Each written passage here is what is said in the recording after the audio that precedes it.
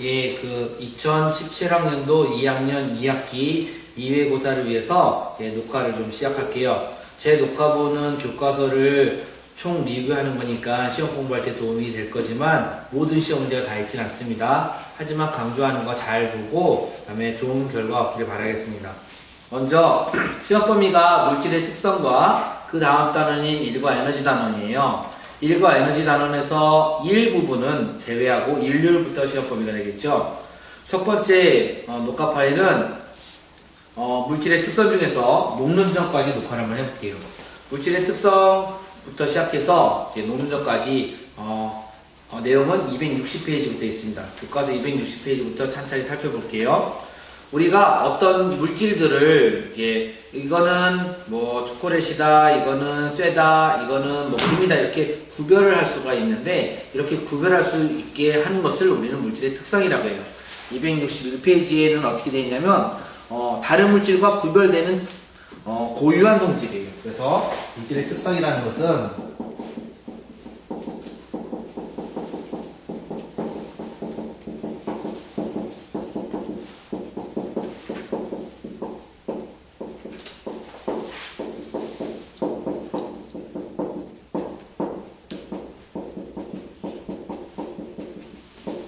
여기서 이렇게 진술이 교과서 261페이지 넷째 줄에 있는데 고유한 물질의 성질이 중요해요. 예를 들어서 금은 노란색이고 은은 은색이다. 구리는 붉은 색깔이다 라고 찾아볼 수가 있겠죠. 또 우리는 소금은 짠맛이 난다. 설탕은 달다. 이렇게 단맛이 난다.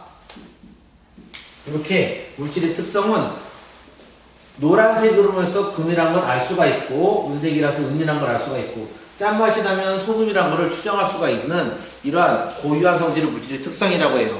근데 이러한 특성들 중에서 제가 적은 이런 거 여기 이렇게 적은 거 이거 외에도 예를 들어서 단단하기 보통 굵기라고 하는데 이런 것들 전체 얘는 색깔이 되겠고요, 얘는 맛이 되겠고요, 얘는 굵기가 되겠고요, 뭐 냄새도 되겠죠. 즉 우리 감각기관을 이용해서 감각기관을 이용해서 구별하는 것들을 우리는 겉보기 성질이라고 해요. 겉보기 성질의 정의는 물질의 특성이라는 그런 진술문 밑에 있는데 물질의 색깔, 냄새, 맛, 굵기, 결정, 모양과 같이 감각기관으로 구별하는 것들을 우리는 겉보기 성질이라고 해요. 겉보기 성질을 어떤 것이 겉보기 성질이냐? 감각기관을 사용하면 겉보기 성질인 거고 감각기관을 사용하지 않으면 겉보기 성질이 아닌 것이 되겠죠. 계산을 하면 겉보기 성질이 아니고요. 그냥 우리가 어떤 색깔, 어떤 맛, 어떤 냄새, 결정 모양 등으로 눈으로 보고 냄새를 맡고 즉 사람의 오감을 모두 예를 들어서 이렇게 나는 소리 서로 소리가 다르죠. 이런 소리도 물질의 겉보기 성질이 될 수가 있어요. 쳤을 때 나는 소리 등 감각기관, 청각, 피부 감각, 다음에 우리가 지난번 시험 범위에서 배운 후각, 다음에 미각, 다음에 냄새 같은 경우 후각, 이건 시각, 이렇게 감각기관을 사용하는 모든 것들이 겉보기 성질이 돼요. 261페이지 중간에 황철석과 금이 사진이 나와 있는데 왜 황철석과 금을 해놨냐면 황철석은 금 모두 다 금색깔이에요. 금색. 즉 겉보기 성질로 색깔로 봐서는 금을 구별할 수가 없어요. 겉보기 성질의 한계점이 밑에 적혀 있어요. 겉보기 성질은 유용하지만 독성이 있거나 아니면 겉보기 성질로 구별하기 애매할 때는 이제 다른 물질의 특성을 찾아야 돼요. 보통 확실하게 황철석과 금을 구별하는 것은 밀도가 되겠죠. 녹는 점, 끓는 점, 끓는 점처럼 모든 물질의 특성이 겉보기 성질만 제외하고 나머지로 물질의 특성을 구별할 수도 있어요. 그래서 겉보기 성질은 물질을 대강 파악하는 데 도움이 되지만 정확하게 파악하는 데는 도움이 되지 않습니다.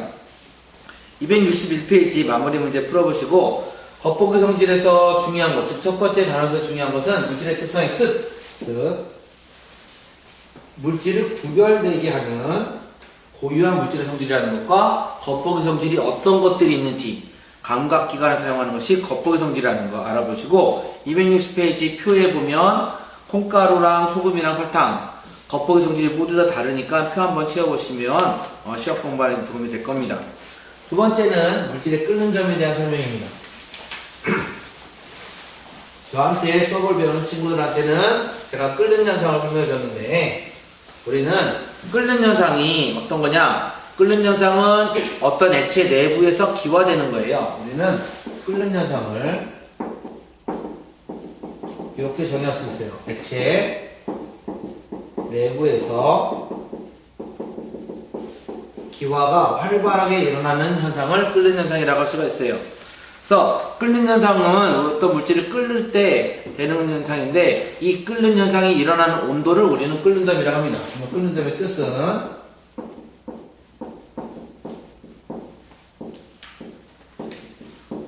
온도가 되겠죠. 그리고 물질의 특성이 돼요. 얘는 물질의 특성이에요. 물질의 특성이라고 적히면 끓는 온도로 물질을 구분할 수가 있다는 거예요. 즉 어떤 물질을 끓는 점을 아예 여러분들이 숫자로 외우거나 도표로 주어서 있다면 실험을 해봐서 끓는 온도를 측정하면 데이터를 가지고 그것을 비교해서 어떤 물질이라는 것을 알 수가 있다는 거죠. 264페이지에 보면 철부터 시작해서 수소까지 끓는 온도가 다 적혀 있습니다. 마이너스 253도부터 2750도까지 끓는 온도가 적혀 있는데 우리는 끓는 점에 자료를 가지고 자료와 끓는 현상 온도를 측정해서 자료와 비교를 하면 물질을 구분할 수가 있다는 거죠. 그래서 끓는 온도는 물질의 특성이 됩니다. 그러면 왜 물질마다 끓는 온도가 다를까는 264페이지 아래쪽에 있습니다. 물질마다 끓는 온도가 다른 이유를 교과서 264페이지 밑에서 6째 줄을 적혔는데 끓는 점이 다른 이유는 살펴볼게요. 끓는 점이 다른 이유는 264페이지 어떻게 되어 있냐? 액체에서 기체로 될 때, 즉 액체에서 기체로 될 때 서로 액체 분자들 사이, 즉 분자들 사이 혹은 입자들 사이가 서로 잡아당기고 있는 힘이 있는데 우리는 그것을 인력이라고 합니다. 잡아당기고 있는 이 힘의 인력이 서로 물질마다 다르기 때문에 나타나는 현상이에요. 264페이지 보면 6째 줄에 적혀 있어요. 어떻게 되어 있냐? 물질을 구성하는 입자 사이의 인력이 다르기 때문이다. 즉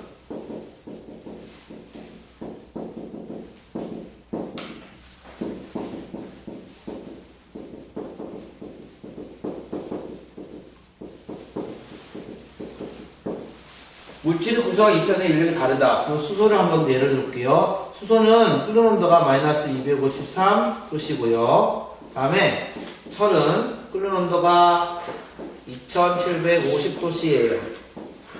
그러면 우리는 요 두 개를 봤을 때 수소는 철보다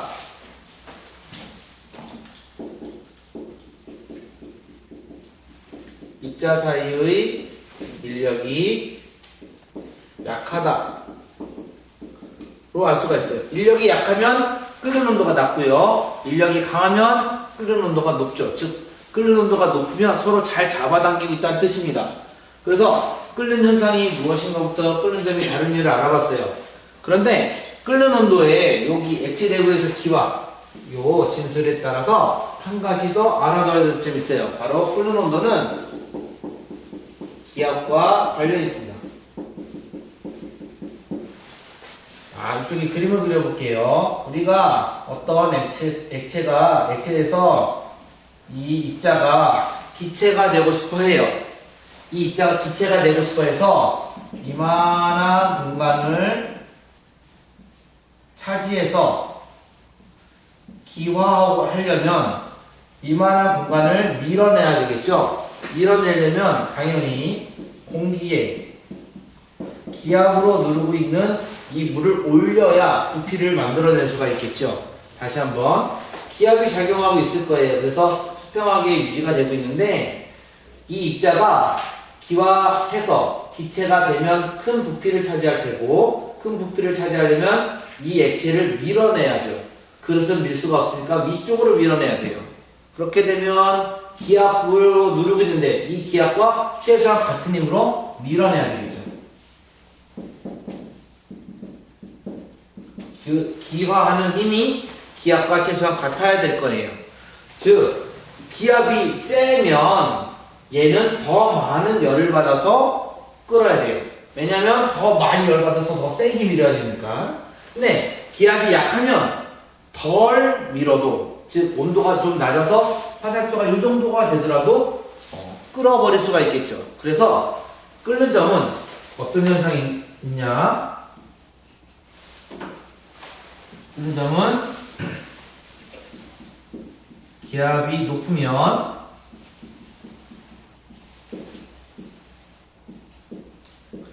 끓는 점은 올라가고요. 기압이 낮으면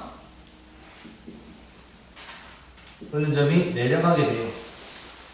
제가 이 그림 그림을 이해해보면 기압이 높으면, 기압이 세게 누르면 아주 많이 밀어서 기화를 해야 되기 때문에 높은 온도만큼의 열을 공급해야 되고요. 기압이 낮으면 적게 밀어도 되기 때문에 낮은 온도에서도 끓는 거예요.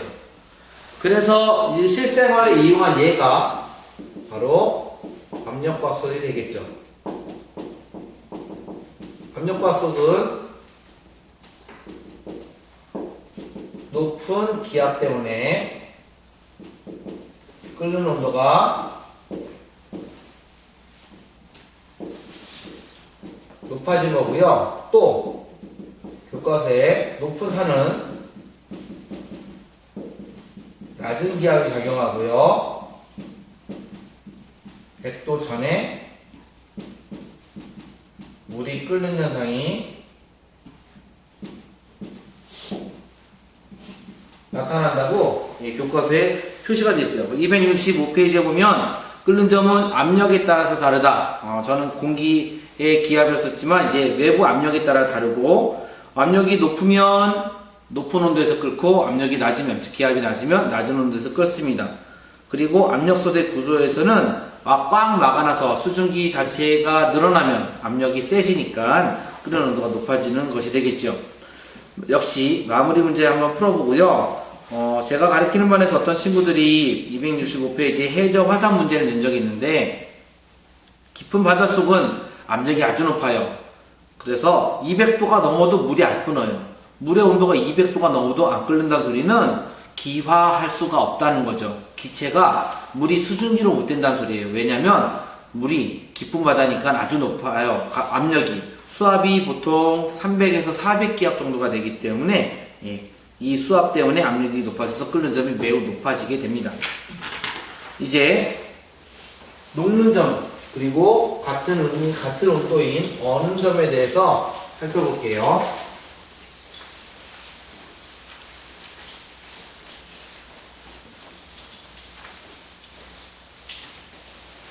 이제 우리는 녹는 점을 알아볼 건데, 하나 알아볼 점이 바로 녹는 점과 어는 점은 같은 온도라는 거예요. 이게 같은 온도입니다. 그래서 녹는 점은 녹는 온도를 말하고 어는 점은 어는 온도를 말하는데, 예를 들어서 물은 얼음으로 될 때 0도에서 얼음으로 돼요. 0도에서 조건은 1기압입니다.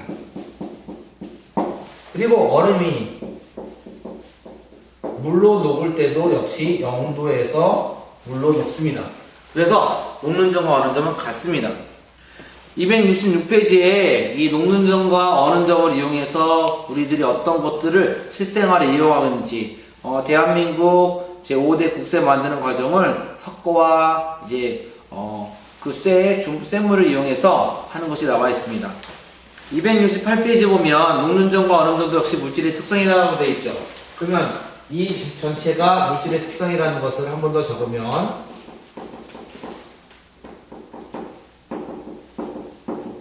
물질을 구분할 수가 있다는 뜻이고요.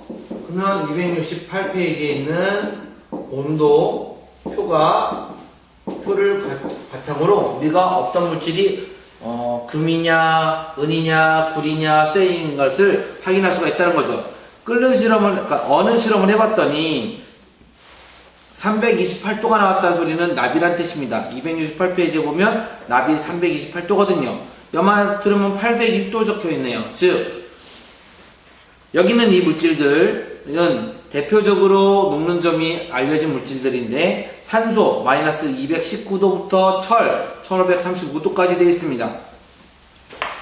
여러분들이 이 단어를 공부할 때 또 하나 알아둘 점은 이 녹는 점에 있는 268페이지에 있는 물질들 중에서 264페이지에 있는 끓는 점에 있는 공통된 물질들이 있을까요? 바로 철이죠. 철도 공통되어 있는 물질이고요. 구리도 공통된 물질입니다. 염화나트륨도 공통된 물질이네요. 즉 공통된 물질을 살펴보면 철 같은 경우 1535도에서 녹고요. 2750도에서 끓습니다. 그러면 이게 무슨 뜻일까요? 다시 이제 여러분들은 268페이지 아래쪽 상온에서 물질의 상태를 알 수 있다는 것을 한번 살펴볼 거예요. 상온에서의 물질의 상태를 비교 한번 해볼 거예요. A라는 물질이 있는데 예를 들어서 산소로 해볼게요. 산소는 녹는 점이 마이너스 219도예요. 그런데 끓는 점이 마이너스 183도예요. 그러면 쭉 온도표를 그려놨을 때 마이너스 219도에서 녹음, 여기가 녹는 점 표시가 되는 거고, 이쯤에 표시해서 마이너스 183도가 끓는 점이 되겠죠. 그런데 우리 인간은 이 정도 온도 대역에 살고 있거든요. 이 온도 대역이 오늘 아주 추워서 영하 10도라고 하고 여름철에 아주 더워서 35도라고 하더라도 산소는 끓는 점 이상의 상태를 현재 온도에서 경험하고 있죠. 일반적으로 녹는 점보다 아래쪽에서는 고체 상태를 존재하고 이 상태에서는 액체로 존재하고 여기서는 기체로 존재하기 때문에 산소는 우리들 세상에서 기체를 대부분 보게 되는 거죠. 비슷한 예로 아까 제가 철을 그렸는데 철은 1535도에서 녹는 점이고요. 2750도가 끓는 점이죠. 그렇다면 여기가 고체죠, 고체. 그래서 우리는 철을 고체 상태로 보는 거죠. 그래서 일반적으로 우리가 녹는 점과 끓는 점의 두 값을 모두 다 안다면 현재 온도에서 무슨 상태인가 또 알고, 또 하나 예를 들어서 어떤 행성이 있는데 그 행성의 온도가 2000도예요. 2000도라고 합시다. 그러면 그 행성에 있는 산소는 기체로 존재할 것이고 그 행성에 있는 철은 액체로 존재하겠죠. 즉 어떤 온도 상황에서 어떤 상태, 물질의 상태를 존재할 수 있는지도 알아볼 수가 있습니다. 녹는 점과 어는 점이 물질의 특성이고 물질을 구별할 수 있다는 것은 물질마다 녹는 점, 어는 점이 다르다는 거죠. 역시 다른 이유는 적혀 있습니다. 268페이지 상온에서 물질의 상태를 알 수 있다. 그 위쪽에 있습니다. 입자 사이의 인력이죠. 입자들 사이의 인력이 다르기 때문입니다. 다시 아래쪽 표를 볼게요. 산소는 마이너스 219도에서 녹고 철은 1535도에서 녹습니다. 그 소리는 산소는 인력이 약하고 철은 인력이 강하다는 거예요. 입자들 사이, 즉 고체 입자는 서로 간에 질서 정연하게 잘 되어 있다고 여러분들이 1학년 때 배웠는데, 이 인력, 서로 당기는 인력이 강하면 높은 온도에서 녹을 것이고, 이 인력이 약하면 낮은 온도에서 녹는다는 뜻입니다. 269페이지에서는 금가루의 작은 색깔에 따라서 색깔이 변해서 스탠드글라스에 사용됐다는 예가 적혀 있습니다. 이제 다음번 파일은 밀도와 용해도 좀 어려운 내용이니까 두 가지를 다음번 파일에서 살펴보도록 하겠습니다.